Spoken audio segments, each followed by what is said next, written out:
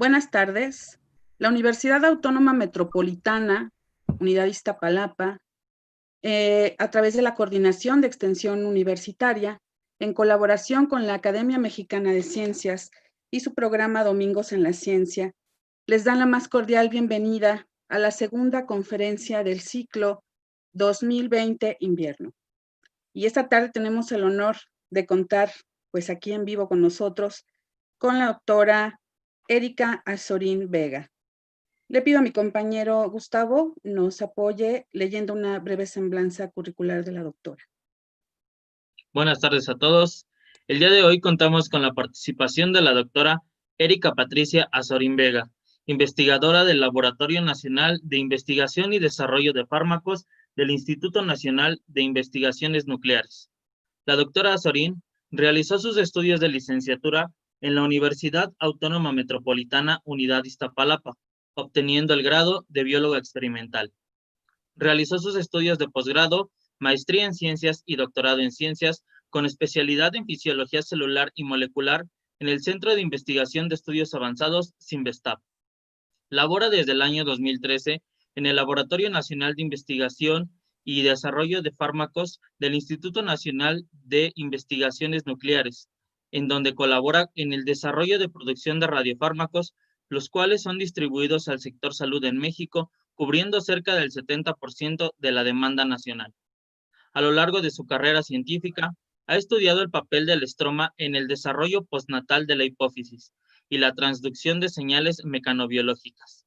Actualmente, sus estudios están centrados en las aplicaciones médicas de la radiación.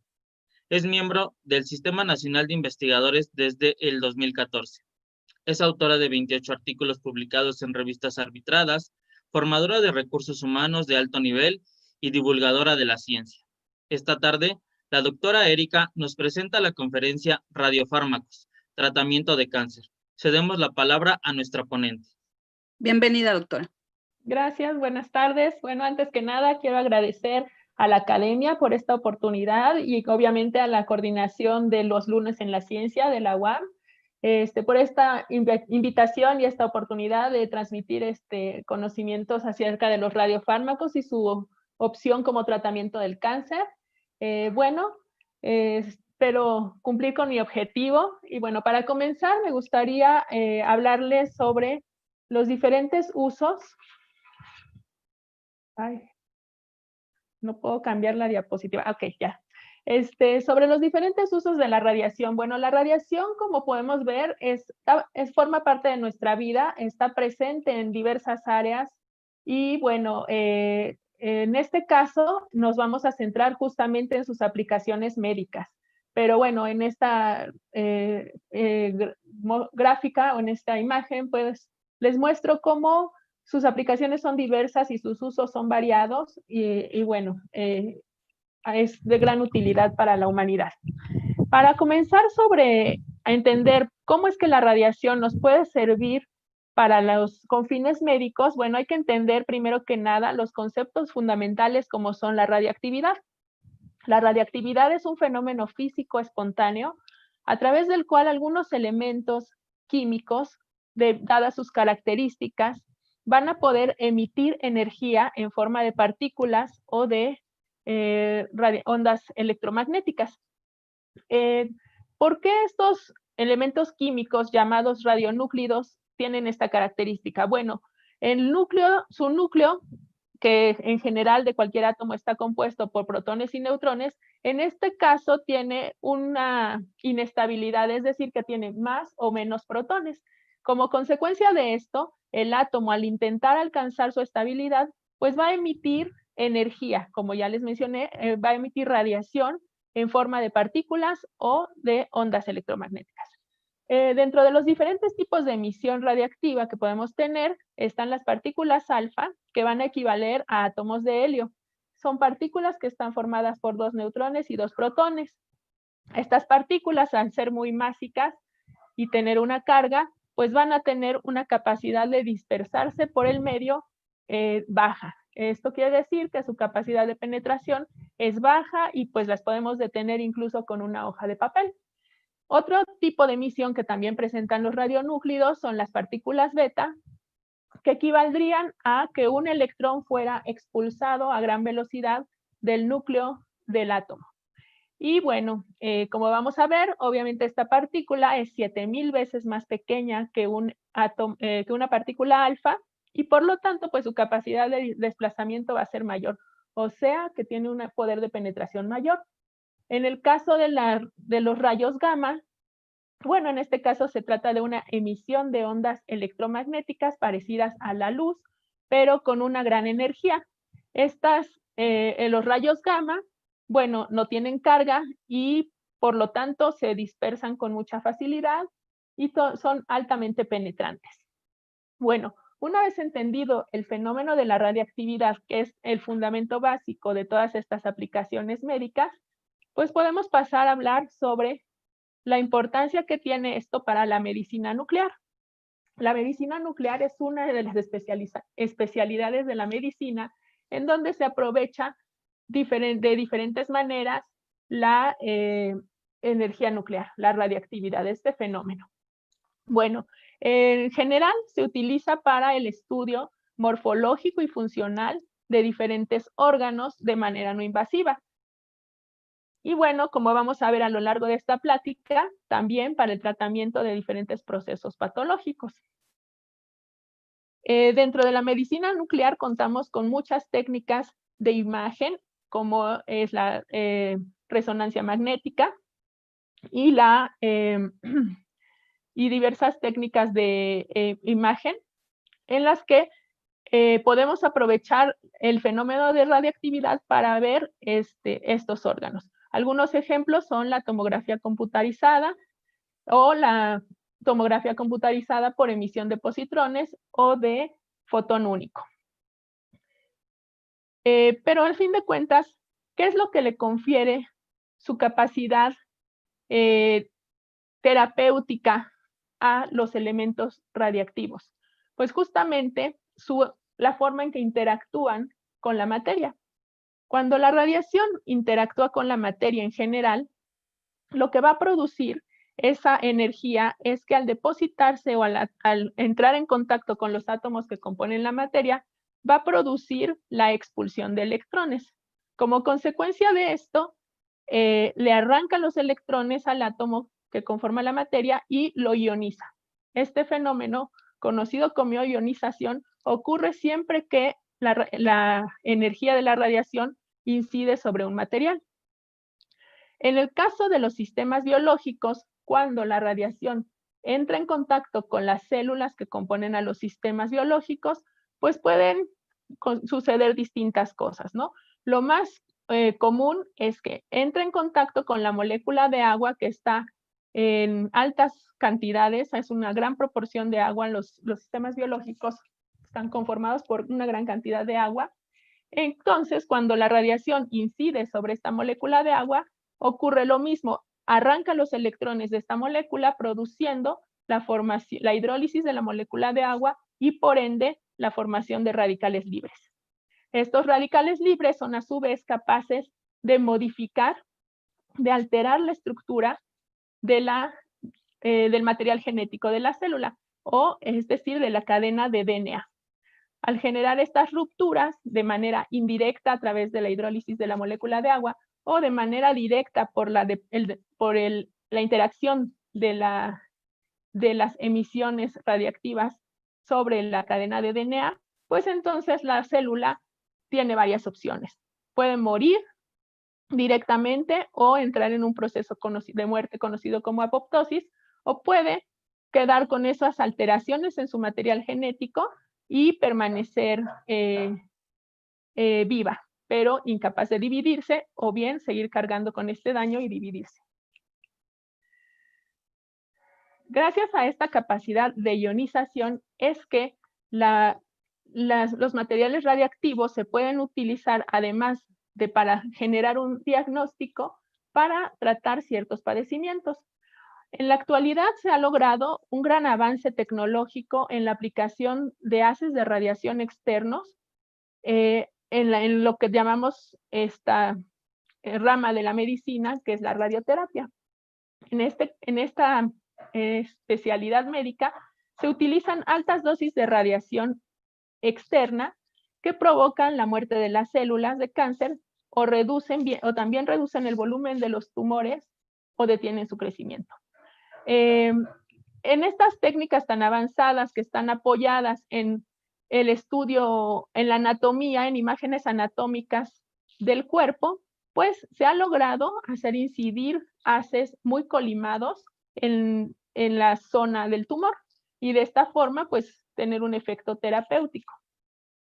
Aunque en algunos casos estas capacidades de la radioterapia con haces externos está limitada debido a que, por ejemplo, a veces hay lesiones tan pequeñas que son indetectables por estos medios de imagen, o en ocasiones hay lesiones múltiples que están distribuidas por todo el cuerpo, como en el caso de los cánceres avanzados, donde ya hay metástasis, y que muy difícilmente se logra hacer una planeación óptima para tratar esas pequeñas masas o esas masas múltiples.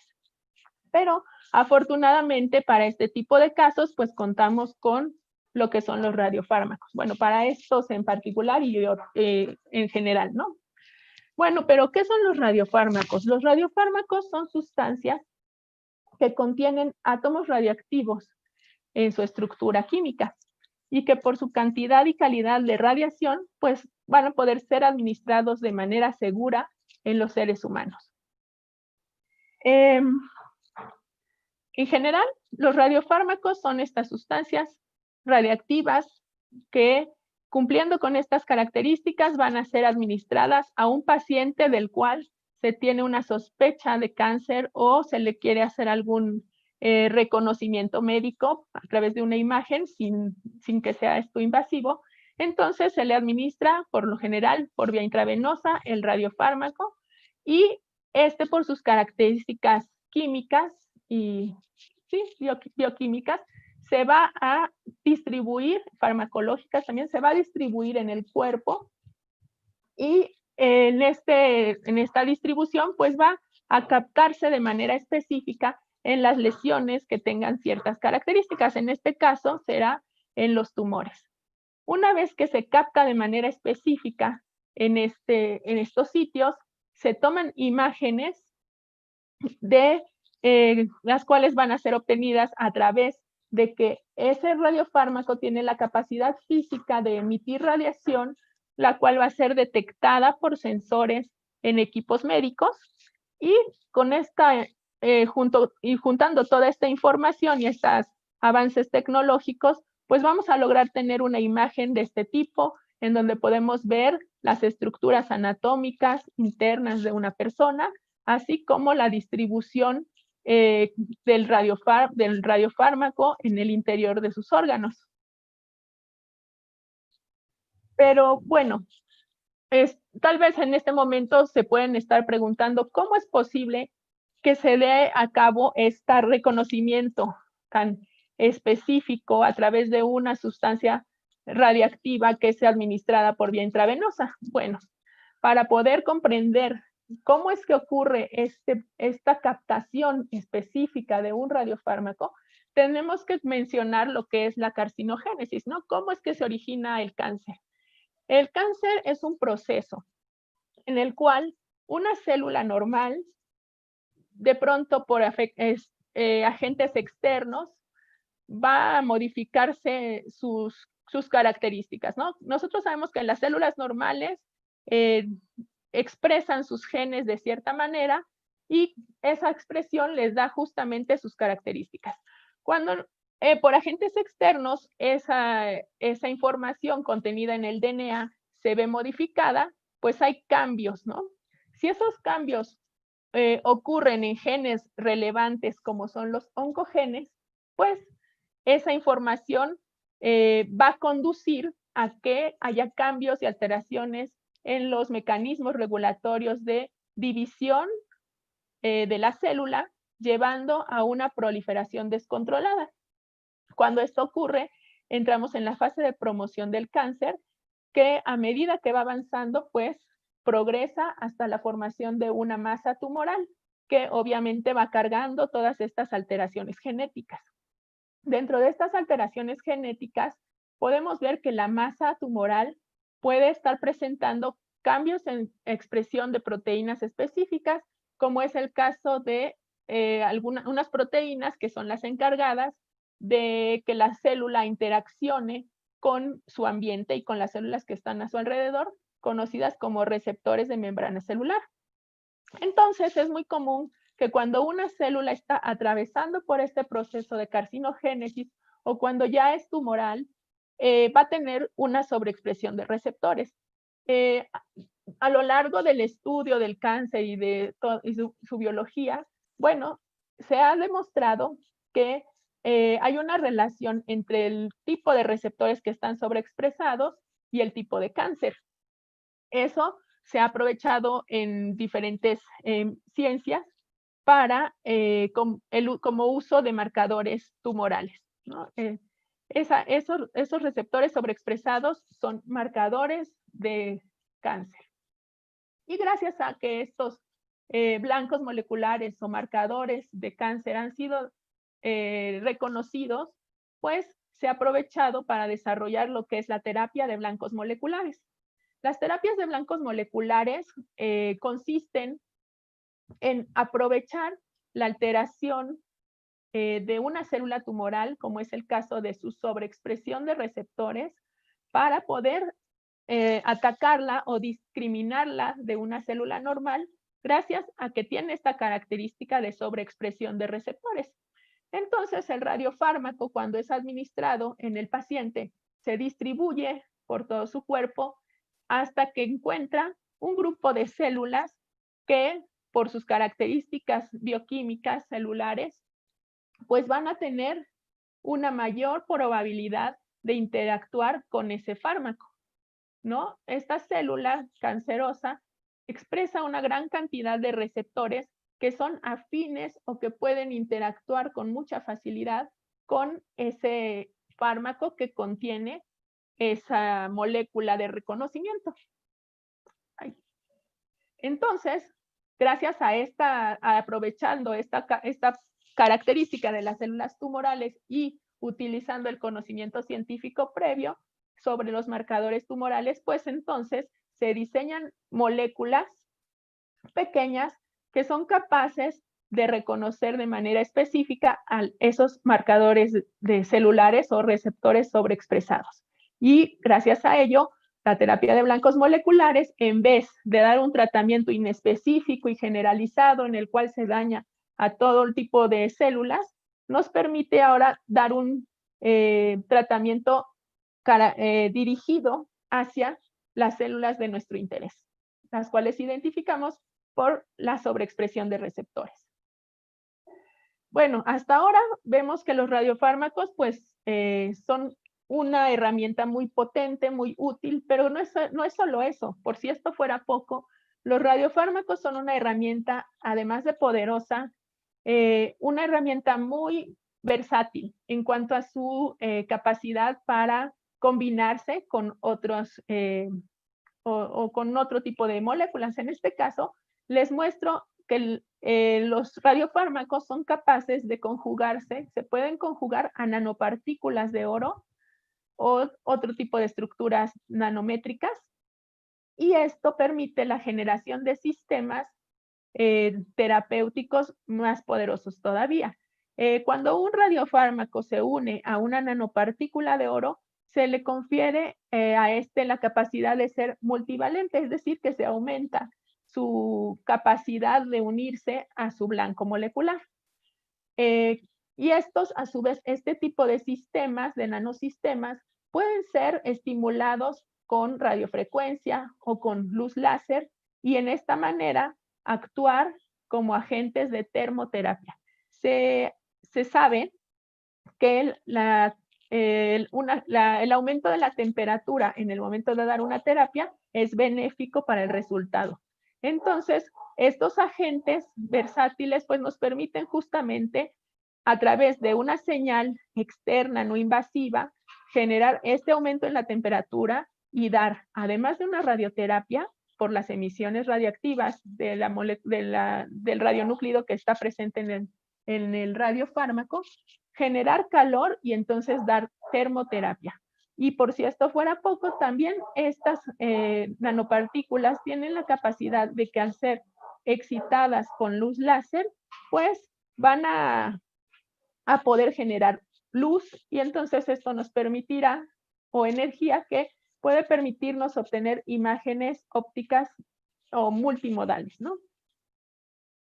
Entonces, si hasta este punto entendemos que cómo actúa el radiofármaco a través de sus emisiones y cómo está conformado, además de sus potenciales aplicaciones y su gran diversidad, ¿no? En cuanto a formar sistemas con nanopartículas, en los cuales pueden actuar de diferentes maneras. Pero una parte muy importante del radiofármaco es justamente el radionúclido, porque las características del radionúclido con el que esté presente en la estructura del radiofármaco, pues le van a conferir las características para ver si es adecuado para su uso terapéutico o diagnóstico. Aquí les muestro en esta tabla ejemplos, solo algunos, de los radionúclidos más utilizados en medicina nuclear. Podemos ver que tenemos emisores gamma, emisores beta y emisores alfa. Dentro de los emisores gamma tenemos al tecnesio 99 metaestable, que es uno de los más utilizados. Alrededor del 80% de los estudios de medicina nuclear se realizan con este radionúclido.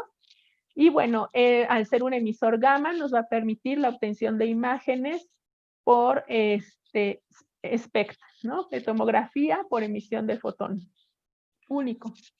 Dentro de los emisores beta, pues tenemos al flúor 18, que también es uno de los radionúclidos más utilizados, ya que se utiliza mucho para marcar moléculas asociadas al metabolismo celular, y entonces permite hacer con mucha facilidad y de manera muy común estudios de actividad metabólica y obtener imágenes en 3 dimensiones con alta resolución gracias a los equipos PET. Tenemos también emisores beta, que como el lutecio 177, el cual emite estas partículas pequeñas, estos electrones, estas partículas beta, y entonces estos son capaces, como vamos a ver más adelante, de tener una función terapéutica.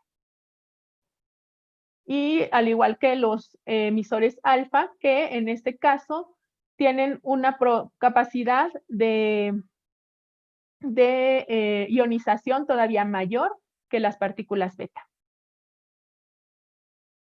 Bueno, en general, los radiofármacos van a contar con esta estructura, ¿no? Un radiofármaco de tercera generación está constituido por un agente quelante bifuncional, el cual va a secuestrar al radionúclido, que como ya vimos en la diapositiva anterior, bueno, dependerá de sus características físicas, si nos va a servir para diagnóstico o para terapia, y con qué tipo de equipo vamos a poder tomar las imágenes. Este agente quelante bifuncional estará asociado a través de una molécula de anclaje y un espaciador a una secuencia activa o bioactiva. En este caso, la secuencia activa puede ser un anticuerpo, un péptido o un ácido nucleico, un nucleótido pequeño y tiene que ser estable. Lo importante de esta molécula o de esta secuencia activa es que debe de tener un reconocimiento altamente específico por los receptores sobreexpresados en la membrana de las células que nos interesa detectar. Bueno, en general, bueno, todos los radiofármacos cuentan con esta estructura y vemos, bueno, tienen múltiples aplicaciones. Dentro del Laboratorio Nacional de Investigación y Desarrollo de Radiofármacos, se han desarrollado, diseñado y se producen una gran cantidad de radiofármacos que se aplican en el sector salud actualmente. Y bueno, en esta ocasión, pues me gustaría mencionarles rápidamente algunos ejemplos de estos radiofármacos para demostrarles su utilidad clínica sobre todo y sus bondades en cuanto a la aplicación médica. Vamos a comenzar con el Tecnesio 99 Heineck bombecina. Este radiofármaco, podemos ver aquí su estructura, tiene como molécula bioactiva a la bombecina.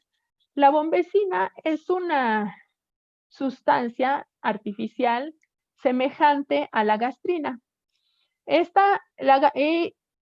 Y bueno, es reconocida específicamente por los receptores de gastrina o GRPR. Estos receptores van a estar sobreexpresados en ciertos procesos de carcinogénesis.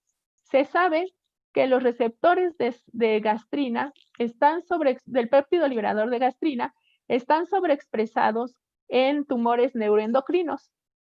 Y bueno, entonces, al tener un radiofármaco diseñado de manera tal que cuenta con una molécula con capacidad de reconocimiento por estos receptores, pues vamos a poder ver, visualizar la presencia de células que tengan esta sobreexpresión en pacientes con tumores neuroendocrinos. Lo más interesante que me gustaría mostrarles aquí es justamente la precisión con que se puede hacer la detección con este tipo de herramientas, con los radiofármacos. En esta imagen podemos ver una mamografía de una paciente en la cual si el médico la visualiza y da su diagnóstico, lo más seguro es que diga que el paciente no tiene ninguna evidencia de anormalidad, que puede ser calificada como una mamografía con BIRAD 1. Esto quiere decir que no se observan lesiones asociadas con cáncer y que la paciente pues no debe preocuparse porque presente alguna posibilidad de presentar cáncer en un futuro cercano.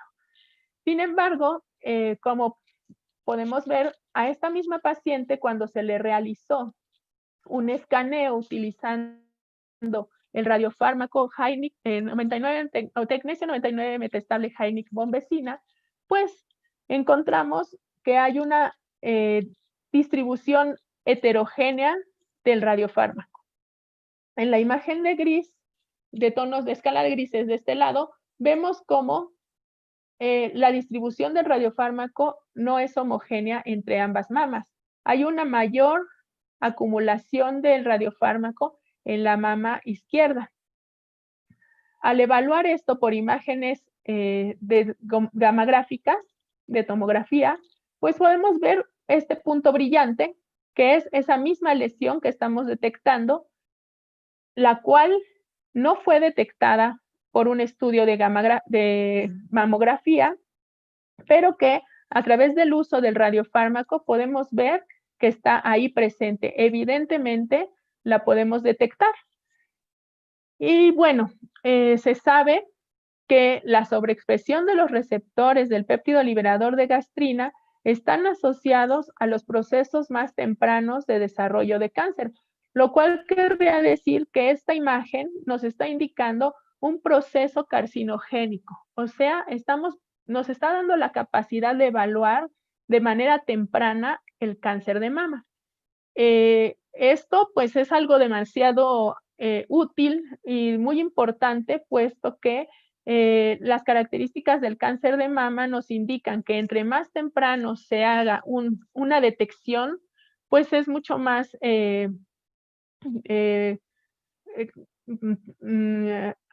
alentador el resultado final, ¿no? O sea, es más posible que esta paciente pueda mantener la mama o incluso tener un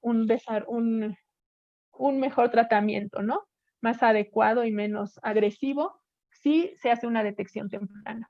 Entonces, estos son los tipos de cosas que nos permiten hacer los radiofármacos, ¿no? Un diagnóstico temprano, preciso y para nada invasivo. Otro ejemplo de estos radiofármacos es el tecnesio 99 metaestable Hynic RGD. Bueno, estos radiofármacos basados en la secuencia arginina, glicina, ácido aspartico o RGD, la capacidad que tienen, bueno, este péptido es reconocido por los receptores de membrana conocidos como integrinas. Las integrinas están presentes en todas las células de nuestro cuerpo, ya que son las encargadas de mantener la estructura de los tejidos a través de la unión de las células con la matriz extracelular. Sin embargo, se sabe que cuando un tumor crece y está avanzando, dentro de esta progresión empiezan a aumentar sus requerimientos de nutrientes. Como resultado del aumento del volumen, aumentan sus requerimientos nutricionales, y para lograr obtener estos nutrientes, lo que hace la célula tumoral es promover un proceso, la formación de nuevos vasos sanguíneos, conocida como angiogénesis.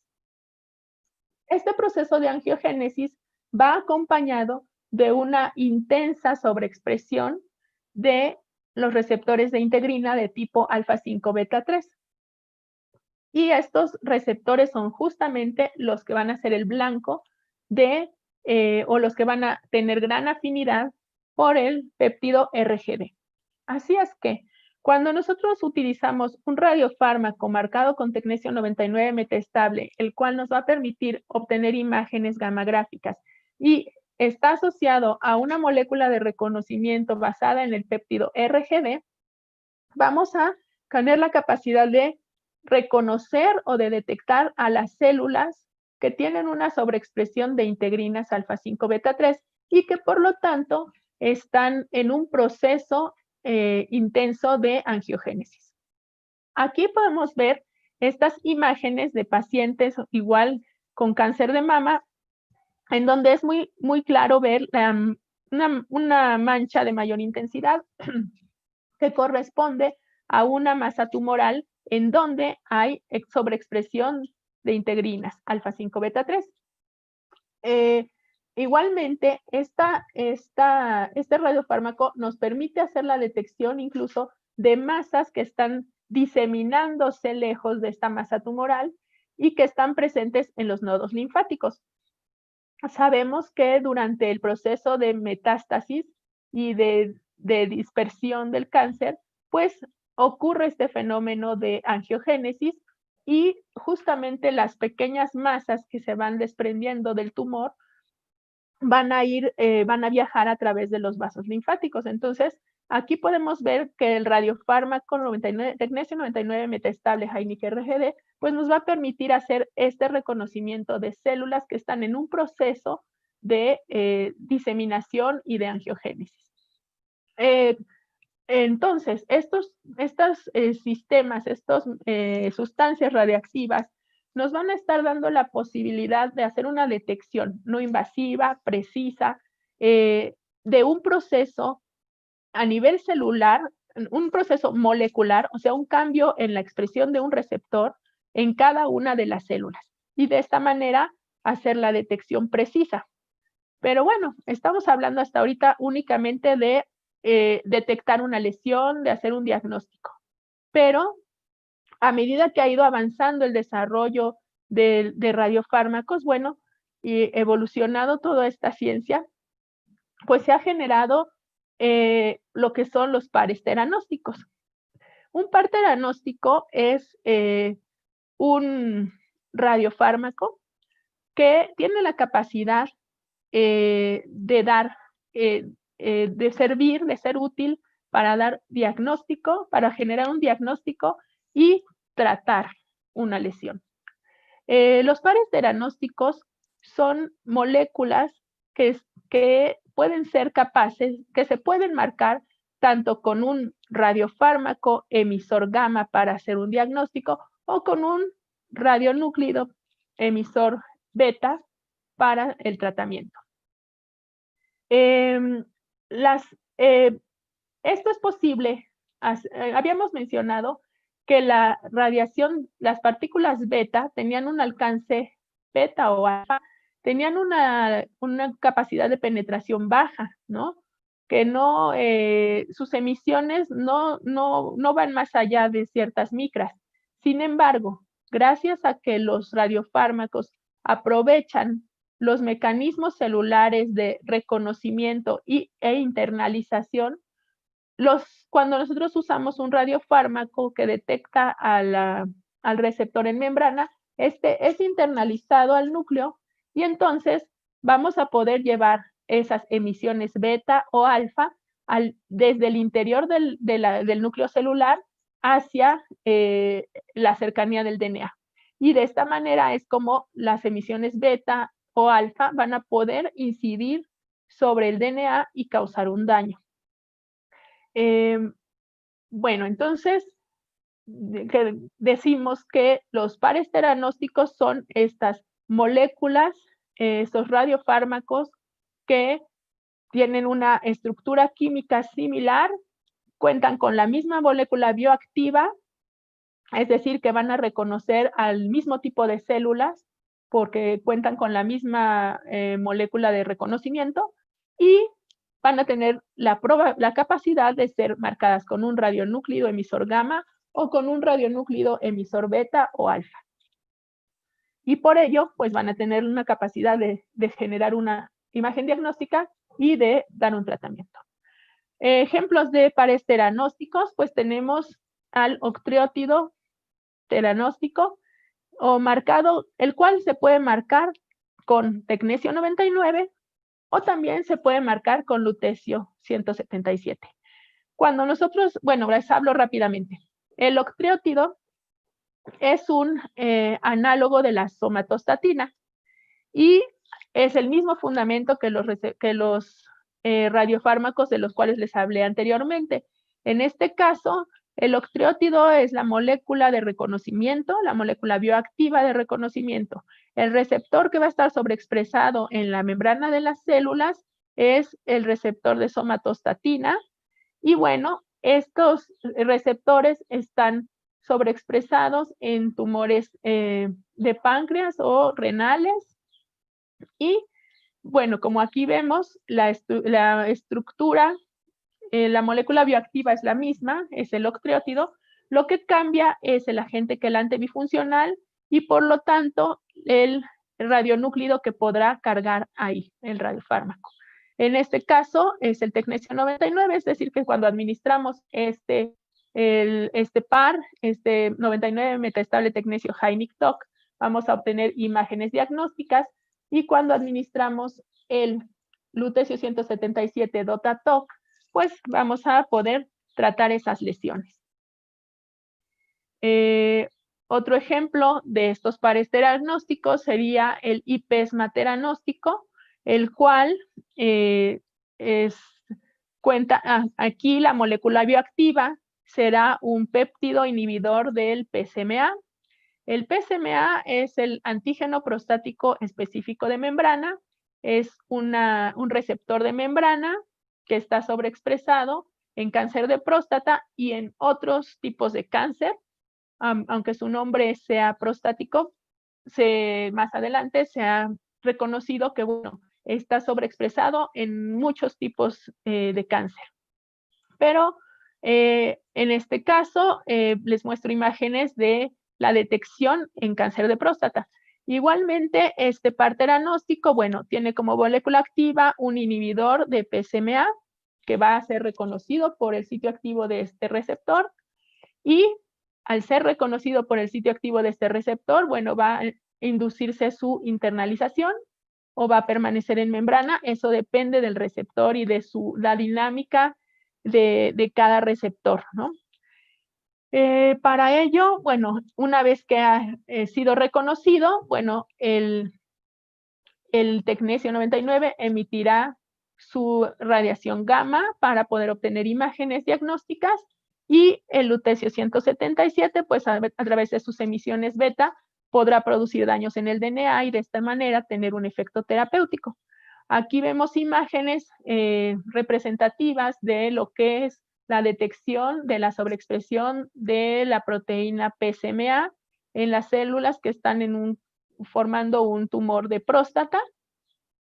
Y igualmente aquí vemos como muy claramente la estructura anatómica, la próstata, vemos cómo está aquí presente una masa tumoral y la detección se hace gracias a las características de estas células tumorales que es la sobreexpresión del receptor PSMA. De manera clínica, pues podemos ver la utilidad clínica de estos para este diagnósticos, en particular del IPESMA. Vemos aquí igualmente una imagen de un paciente con un tumor de próstata, el cual ha sido detectado con el parte diagnóstico IPESMA. En este lado de la presentación podemos ver en imágenes en grises un escaneo basal con PSMA, con IPESMA, de un paciente con cáncer de próstata metastásico avanzado. En este caso vemos cómo de manera basal tenemos la detección de lesiones metastásicas a través del uso del 99, del IPESMA marcado con tecnecio 99. Después, a este mismo paciente se le administró 3 ciclos de el parte diagnóstico IPESMA marcado con lutecio 177 y se le dio el tratamiento a esas lesiones que habían sido detectadas. Se les da el tratamiento a través del uso del parte diagnóstico marcado con lutecio y vemos cómo al hacer el escaneo usando el tecnecio 99 IPESMA de ese mismo paciente, vemos cómo las lesiones pequeñas que estaban alrededor de la próstata, que eran tumores que tenían una sobreexpresión de PSMA, eran metástasis derivadas de ese cáncer de próstata, han desaparecido después del tercer ciclo de terapia. Con esto nos queda demostrado el potencial que tienen los radiofármacos a nivel clínico, su utilidad en diferentes tipos de cáncer. Vemos cómo son herramientas que nos dan información única, que permiten un diagnóstico preciso, temprano, un tratamiento también de estas lesiones de manera no invasiva y eficiente, como podemos verlo aquí. Pues por mi parte, esto sería todo y espero haber logrado mi objetivo, haberles dado algo un poco más, aumentado su conocimiento respecto a los radiofármacos y bueno, y si no, haber incrementado su curiosidad al respecto. Dejo abierta la sesión para alguna pregunta.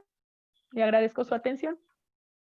Muchas gracias, doctora. Pues a nombre del doctor Rodrigo Díaz Cruz, rector de la Unidad Iztapalapa, y del doctor Raimundo C. Olivares, director del programa Domingos en la Ciencia de la Academia Mexicana de Ciencias, queremos agradecer infinitamente su participación y tenemos algunas preguntas, tanto del chat de Zoom como de YouTube y de Facebook, y voy a proceder a leerlas. Una vez que termino una pregunta, le doy espacio para que responda y después leo las siguientes. La primera pregunta es de aquí, de la sala de Zoom, de Víctor Arellano. Dice: buenas tardes, desde su experiencia con radiofármacos, ¿qué recomendaría usted o desde su punto de vista qué es más efectivo contra el cáncer? ¿Una quimioterapia o una radioterapia? Pues mira, desde mi punto de vista, yo optaría más por el uso de radiofármacos, más que la radioterapia externa, que como vimos, a veces es un poco limitada. Obviamente, cada caso tiene tiene que ser evaluado de manera personalizada, ¿no? Pero finalmente yo considero que los radiofármacos son una de las herramientas más nobles porque la dosis de radiación que se administra es mínima. Los radiofármacos no tienen un efecto farmacológico en sí, o sea, la molécula bioactiva solamente va a funcionar como vector para dirigir la radiación, que como ya te digo, va en dosis muy, muy pequeñas que no causan un daño hacia las células sanas, ¿no? En cambio, la quimioterapia es efectiva y dependerá del tipo de cáncer, ¿no? Porque también eso hay que tomarlo en cuenta, pero si la opción es un radiofármaco, creo que yo me inclinaría hacia eso, porque tiene muchas ventajas, ¿no? Más que nada, no presentan daños colaterales. Gracias, doctora. La segunda pregunta es de Ana Beatriz Castillo, también de la sala de Zoom. ¿En qué instituciones de salud se están usando ya los radiofármacos? Bueno, mira, los radiofármacos que se producen en el ININ justamente se distribuyen a cerca de 100 hospitales de centros de salud pública, donde se administran público, sería en el INCAN, y bueno, en algunos hospitales en la República, ¿no? Estatales. El uso de estos radiofármacos, pues lo determina el médico oncólogo, ¿no? Eres el que define qué paciente debe ser tratado con esto, pero se aplican constantemente en varios de los hospitales de salud pública. Gracias, doctora. Perdón, tenemos una mano alzada, vamos a alternar una leída y una mano alzada. Tenemos la mano de Adriana Morales, le damos la palabra, hemos activado el micrófono. ¿Puede hacer su pregunta, por favor? Sí, hola, muy buenas tardes. Muchas felicidades a los organizadores de este ciclo Lunes en la Ciencia, a la doctora Azorín. Y yo quisiera retomar todas estas preguntas que han venido haciendo por vía Zoom y por vía YouTube. Creo que es muy importante mencionar que los efectos colaterales que tiene la radioterapia, así como la quimio, pues va a ser diferente dependiendo del tipo de cáncer que se esté tratando. Entonces, mi pregunta para la doctora Azorín sería, en su experiencia, porque veo que la presentación y sobre todo los experimentos que se están haciendo son sobre radiofármacos que tienen innovación. ¿Cuál sería la ventaja que tienen estos radiofármacos sobre la quimio y sobre la radioterapia? Muchas gracias, felicidades. Gracias. Bueno, pues justamente como les mencionaba, ¿no? O sea, su principal ventaja es la ausencia de efectos colaterales. Sabemos que la radioterapia externa, como ya les mencionaba, ¿no? O sea, el avance tecnológico nos ha llevado a colimar los haces de manera tal que prácticamente la mayor cantidad de dosis se concentra en la masa tumoral. Sin embargo, pues esto requiere un montón de planeación, imágenes tomográficas que también, donde el paciente recibe altas dosis de radiación. Hay ocasiones en que no es posible administrar una radioterapia externa porque las lesiones son múltiples y no hay manera de hacer una planeación para esto. ¿Qué más podría decirles? Bueno, obviamente anatómicamente el cuerpo va modificándose, entonces tiene ciertas características la radioterapia externa que dificultan que el tratamiento sea eficiente, ¿no? Obviamente está mucho más disponible para ciertos casos, por eso es que se opta en ciertos tipos de pacientes la radioterapia, ¿no?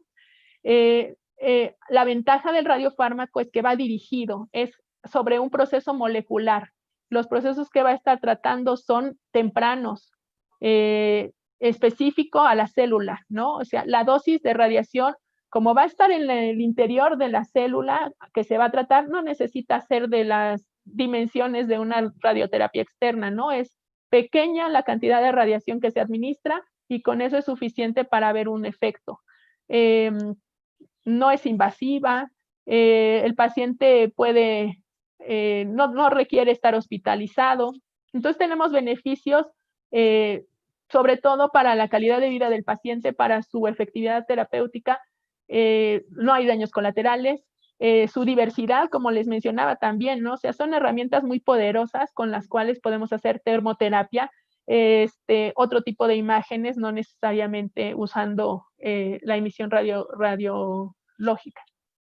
Espero haber convencerlos y haber contestado la pregunta, pero en verdad sí son costosos, son innovadores, pero a medida que avanza esto y que vemos el desarrollo, la aplicación clínica, pues sí nos damos cuenta que la ventaja es bastante, sobre todo con la quimioterapia. O sea, realmente la quimioterapia se le ha dado mucho peso, está un estudio intenso, pero si somos realistas, pues los efectos secundarios a veces son demasiado graves, ¿no? A mi parecer, hay veces que no sabes realmente si estás ayudando al paciente o no, porque son muy, muy agresivos. Gracias, doctora. Vamos a leer otra pregunta y había otra mano levantada por ahí. Primero la pregunta y después cedemos el micrófono a la persona que levantó la mano. Es una pregunta vía Facebook, pregunta Marta Aguilar. Doctora Azorín, ¿los radiofármacos están contraindicados para pacientes con fibrosis pulmonar? No, no lo sé con certeza, pero no encuentro una explicación lógica por la cual tendría que estar contraindicado. O sea, obviamente habría que analizar el caso, su condición de fibrosis, a qué conduce, ¿no? A que, como les decía yo, esto se fundamenta en la sobreexpresión de receptores. Entonces, a lo mejor si la fibrosis conduce a que el paciente tenga alguna condición de sobreexpresión de algún receptor por el hecho de tener esta enfermedad que no es propiamente, que nos puede estar llevando a que el radiofármaco tenga una mala distribución, entonces, pues tal vez por eso podría ser un impedimento. Yo no estoy segura de si exista, porque no conozco en detalle en qué consiste la patología, pero pues si no fuera por ese lado de expresión de receptores, que tuviera que ver directamente con que modificara de alguna manera la condición del paciente, modificara de alguna manera el reconocimiento específico del fármaco, pues yo creo que no. Muchas gracias, doctora. Vamos a ceder la palabra para Daniela Cano, que está solicitando el uso de la palabra. Sí, buenas tardes, doctora Erika, un gusto conocerla. Muchas gracias por la conferencia sobre los radiofármacos. Mi pregunta es, ¿qué consecuencias traería al organismo en caso de que una dosis más elevada de un radiofármaco se administre a un ser humano?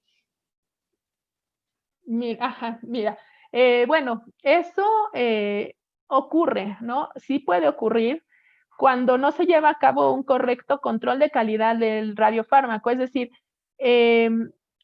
obviamente al estar introduciendo una sustancia radiactiva en el cuerpo, puede haber efectos graves porque pues puedes envenenar al paciente, ¿no? O sea, una sustancia radiactiva tiene propiedades toxicológicas y pues incluso letales, ¿no?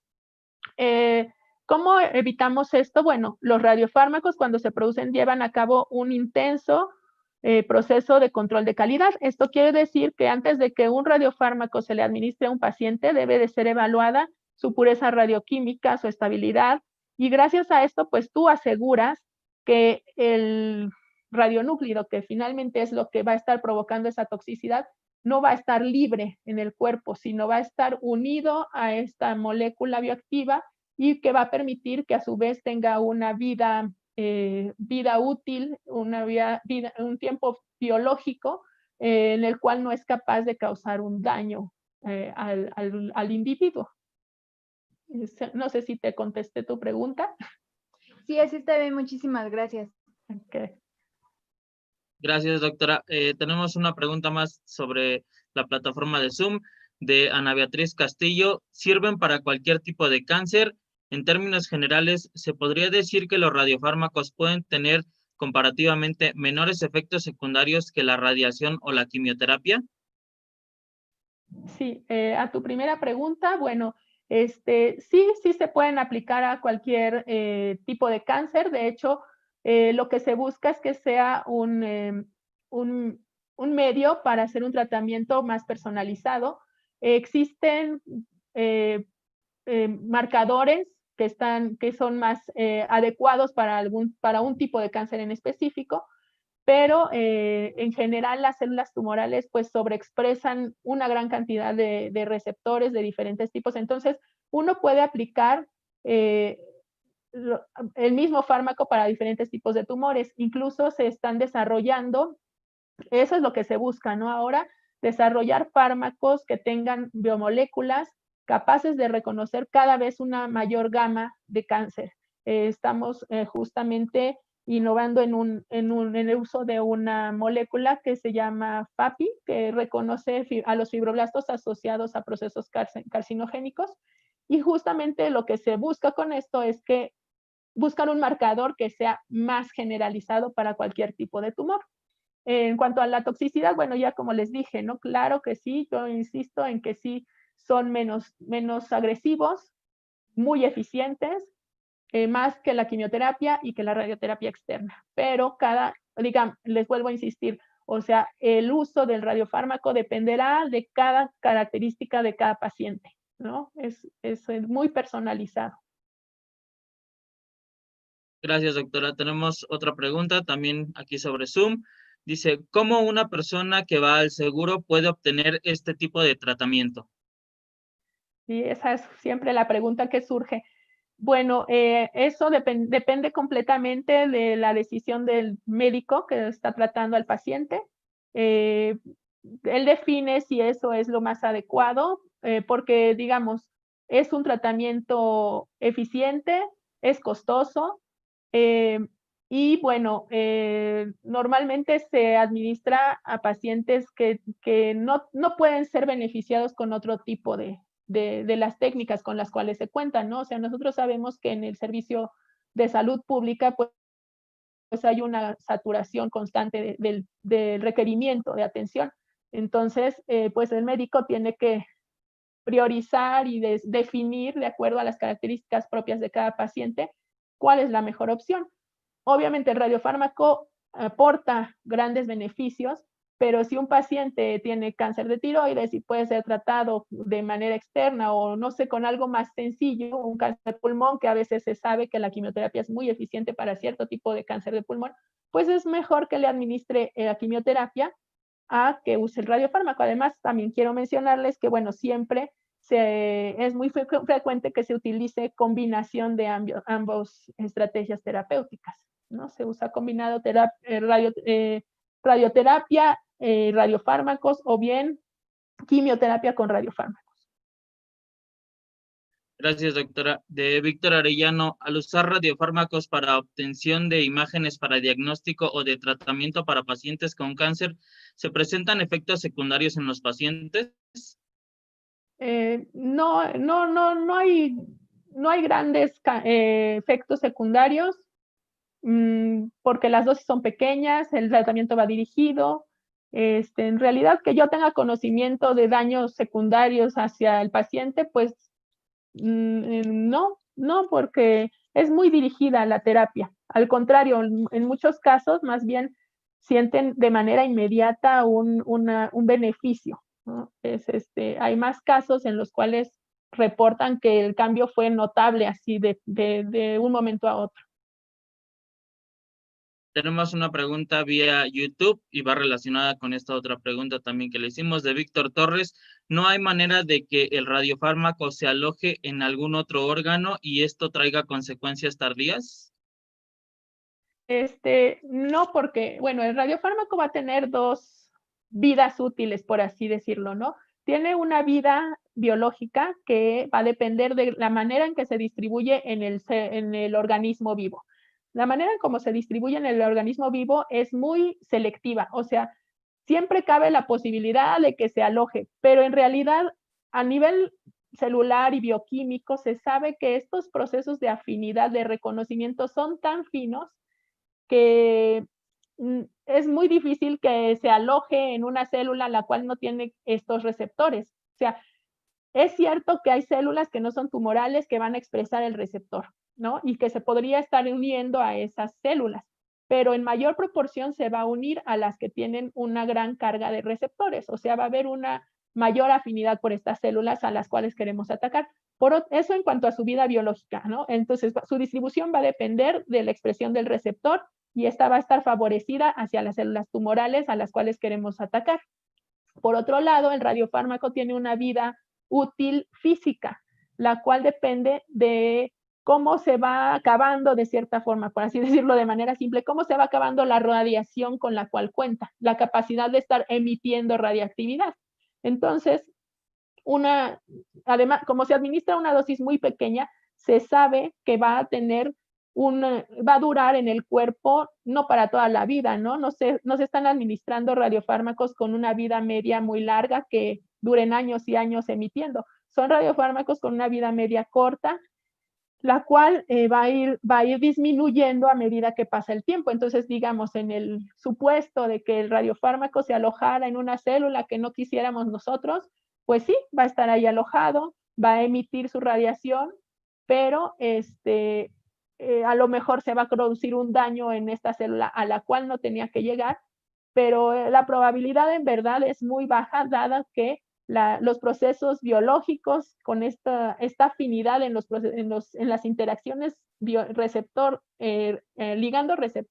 son tan finas que incluso en nuestro cuerpo permiten que funciona igual, ¿no? que lo que ocurre en nuestro cuerpo. O sea, una hormona se secreta y no va a producir un daño en cualquier célula, sino justo sobre la célula que tiene receptores para responder a ese receptor, a esa hormona en particular. O sea, son procesos muy, muy finos que no difícilmente pues podría haber un cruce entre este reconocimiento. Gracias, doctora. Pregunta vía YouTube de Verónica Zarco Ordóñez. Entonces, aparte de realizar la mamografía, ¿la paciente tiene que acudir a un tratamiento radiofármaco con la bombecina u otros? Pues eso sería el ideal, ¿no? El ideal, digamos, yo considero que una paciente, si tiene un historial de riesgo y si tiene la posibilidad a lo mejor de que se le aplique este tratamiento de diagnóstico temprano, sería muy adecuado. No podemos decir que a todas las mujeres se les va a hacer la mamografía y adicionalmente se les va a hacer un escaneo con bombecina, porque pues es costoso y a veces no es necesario, pero a lo mejor sí existe una paciente que tiene una historia clínica de hereditaria de cáncer de mama y que hay alguna duda en su diagnóstico de mamografía. Yo creo que sería muy útil porque, como vemos en esa imagen, esta paciente se le realizó un diagnóstico temprano y nos estaba hablando de un proceso muy, muy temprano, que a lo mejor es mucho más fácil de tratar que si después se detecta ya cuando ya hubo invasión a ganglios o otro tipo de procesos. Sí sería lo ideal. Si somos realistas, es difícil tener acceso, pero pues sí se puede buscar la manera, ¿no? Sobre todo si existe un alto riesgo en ese paciente en particular. Gracias, doctora. Una pregunta también vía YouTube de María Rojas. ¿Los radiofármacos se pueden aplicar a pacientes con enfermedades crónicas como hipertensión arterial, diabetes, fallas en el sistema inmunológico, entre otros? Sí.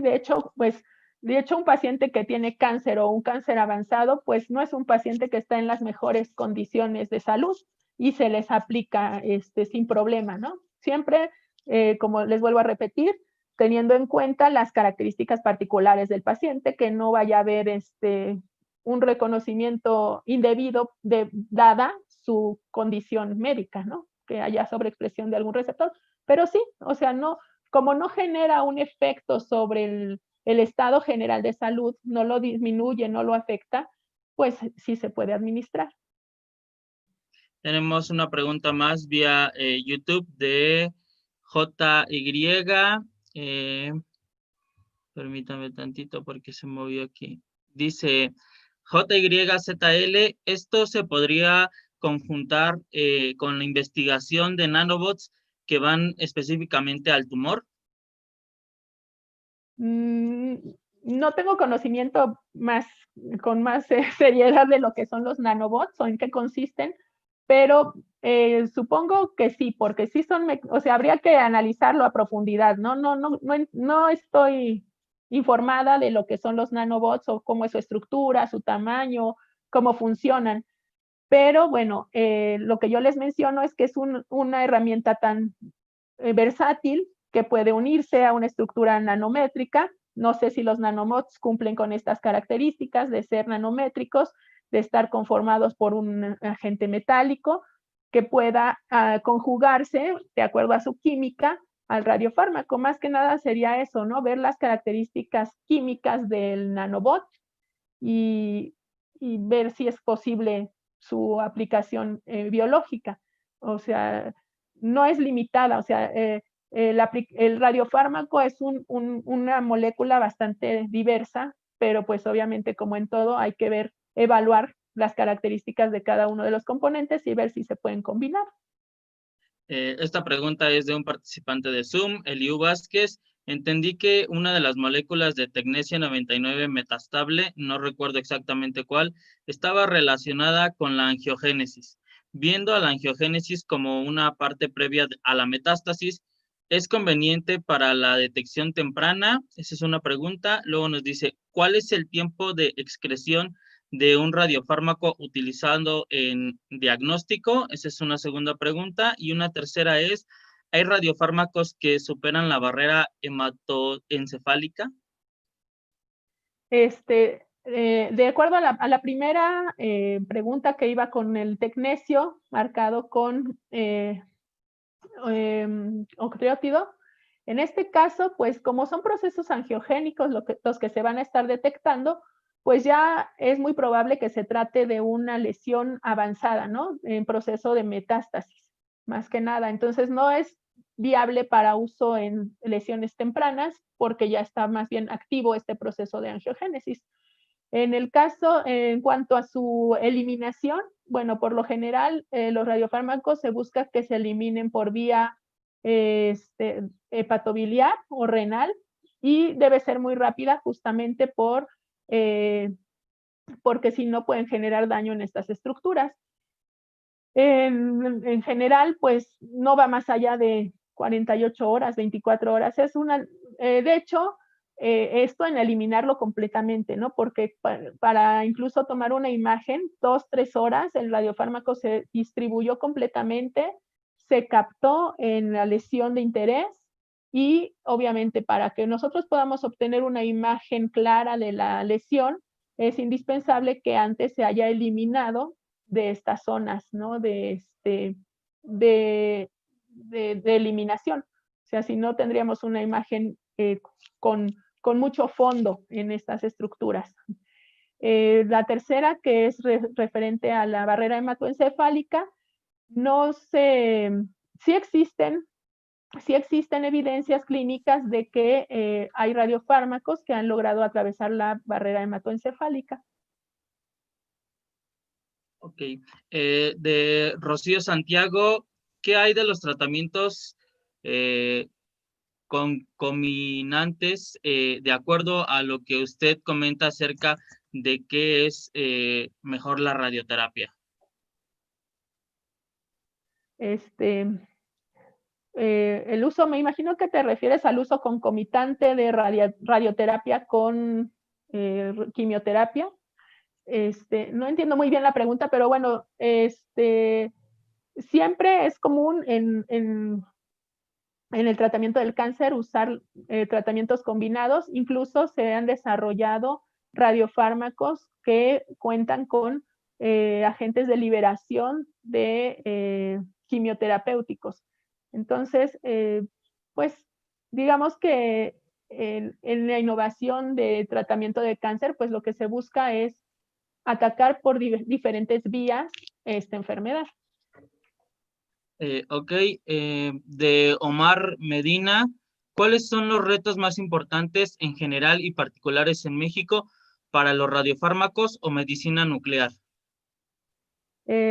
Pues los más importantes considero yo que sería poder tener acceso a radionúclidos emisores de positrones, los cuales se generan en ciclotrones.